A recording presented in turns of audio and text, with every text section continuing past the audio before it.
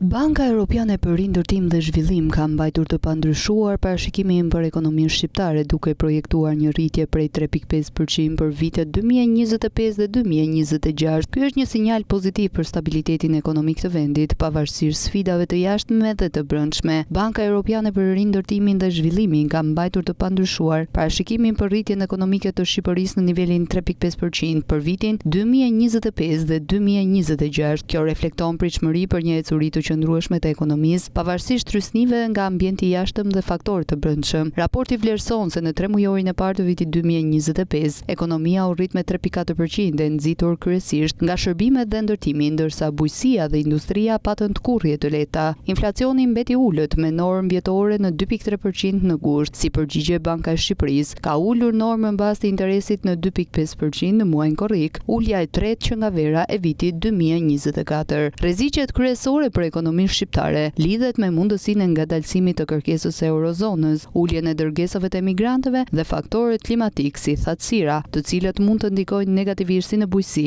ashtu edhe në prodhimin e energjisë elektrike. Nga ana tjetër, reforma strukturore dhe përparimet drejt integrimit në Bashkimin Evropian mbeten një burim potencial për forcimin e perspektivës së rritjes. Mes sfidave dhe mundësive, ekonomia shqiptare mbetet një trajektore e qëndrueshme me pritshmëri pozitive për vitet në vijim.